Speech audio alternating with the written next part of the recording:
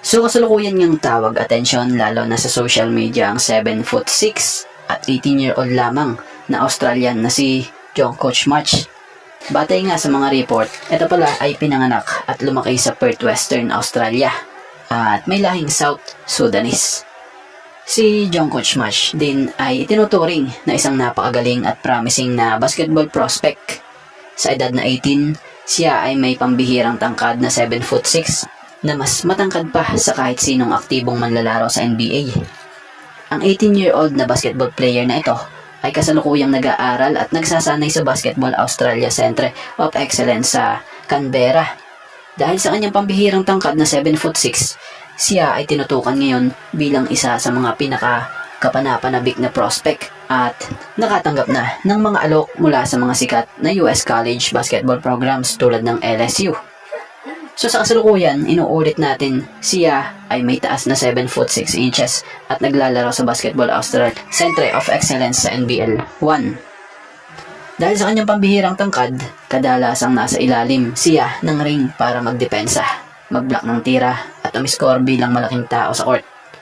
So si Jungkook March nga, bukod sa kilala ito dahil sa kanyang pambihirang taas, husay at potensyal sa larangan ng basketball, bata pa lamang ay nahilig na siya sa sport at nagsimulang hasain ang kanyang kakayahan sa iba't ibang kompetisyon sa Australia. Dahil sa kanyang dedikasyon at pagsisikap, mabilis siyang nakilala bilang isa sa mga batang manlalarong may malaking kinabukasan. Ang kanyang taas at kakayahang maglaro sa loob ng court ay naging malaking bentahe laban sa kanyang mga katunggali. Patuloy siyang nagsasanay upang mapabuti ang kanyang depensa, rebounding at pagmamarka ng puntos. Habang lumalago ang kanyang karera, nakakakuha siya ng pagkakataong maglaro sa mga mas matataas na antas ng kompetisyon. Maraming basketball analysts at coaches ang humahanga nga sa kanyang potensyal at naniniwalang maaari siyang maging isa sa mga susunod na mahuhusay rin na manlalaro mula sa Australia. Sa kabila ng kanyang tagumpay, nananatili siyang determinado at masipag sa pag-abot ng kanyang mga pangarap. Patuloy siyang nagsisikap araw-araw upang mahasa ang kanyang talento at maging inspirasyon sa mga kabataang nangangarap na magtagumpay sa basketball. So kung ganun, panigurado, darating ang araw, maraming katunggali itong pahihirapan. Bukod sa skills na meron nga rin itong tangkad na siyang hindi normal nating nakikita sa mga basketball player talaga. Kumbaga, bihira ang nabibigyan ng ganitong tangkad tapos ang lutang pa maglaro. Kaya naman, banta ito, lalo na pag nakabilang ito lalo sa national team ng Australian Boomers. Sample na dyan kahit itapat mo nyo pa. Ito sa gaya ng ating pambato na si Kai Sotto. Manliliit talaga si Kai pag pinagtabi mo ito. Well, by the way, hindi lamang po gilas ang posibleng makatapat nito sa hinaharap, maging ibang country din. Kumbaga, sinample lang natin dahil kadalasan lagi nga yung national team natin ang natatapat sa Australian team, gaya nitong mga nagdaan. So ano masasabi nyo sa napakaking player na to o napakatangkad na player na to ng Australia?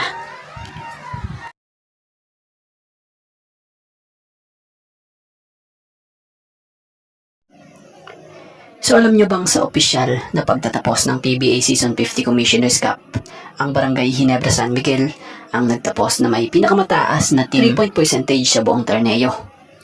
So ang kanilang nakolektang shooting stats mula sa labas ng arko ay patunay din ng kanilang kampyonato kung saan tinanghal din silang kampyon sa nakaraang conference matapos talunin ang TNT Tropang 5G sa finals. So tila baka posible pa nga pong maulit ito kung patuloy nga po na mapangahawakan ng Ginebra ngayon Governor's Cup ang mataas na porsyento ng kanilang opensa mula sa labas ng arc. Lalo pa nga ngayon, tila ang 3-point area at 4-point area ay ginagawang free throw line lang ng Ginebra import na ito na siyang di umano'y pansamantalang haalili sa nagre-recover na resident import ng Ginebra na si Justin Brownlee. So kapansin-pansin naman sa mga lumalabas na training or practice video footage na ito, panay 3-point at 4 points ang pinagpapraktisan nito. So credit nga po sa Ginebra Boys Ball Ballers at kay Sir Manny Ginebra Boys. Kadalasan nga po sila yung nagpapakita ng mga training ng Ginebra players maging sa bagong import ng Ginebra. So sa mga hindi nga po nakakaalam magaling nga po at kilalang shooter talaga mula sa 3-point area si Riley Grigsby. Totoo yun. So katunayan nga, siya ang panglima sa all-time sa kasaysayan ng kanyang kolehiyo sa Seattle University para sa pinakamaraming naipasok na 3-pointers. So sa kanya nga pong nakaraang stint sa ibang liga tulad ng sa Luxembourg, nagtala pa siya ng mga kahangahangang shooting numbers tulad ng pagpasok ng 8 sa 11 sa kanyang mga tres sa isang solong laro. So bukod doon, mayroon nga din po siyang karanasan maglaro sa NBA G League at maging sa FIBA 3x3. So kaya naman, ano masasabi at opinion nyo sa nakuhang bagong import na ito ng Barangay Ginebra San Miguel?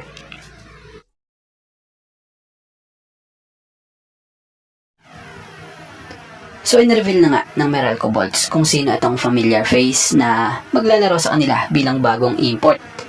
So ito nga si Antonio Hester, kung saan kinumpirma yan sa kanilang social media post na siyang magiging replacement import para sa palitan nito itong si Jordan Varnado.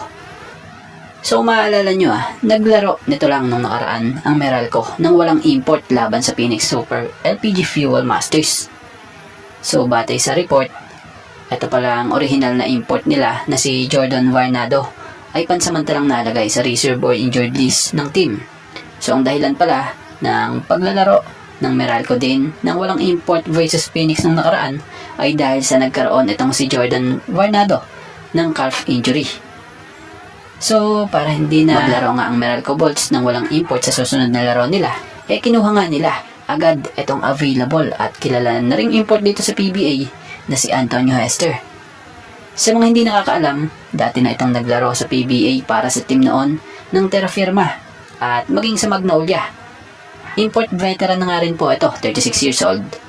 So si Antonio Hester nga po ay natural na naglalaro ito bilang center at power forward.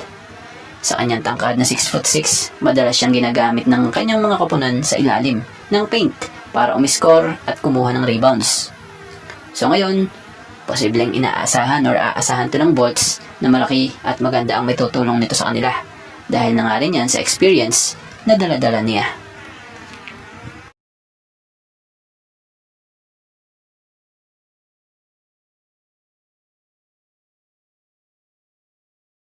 At bago nga ang lahat, baka naman po pwedeng makahingi ng isang subscription para sa ating channel or pakifollow na rin po kung nagustuhan nyo ang ating mga basketball update.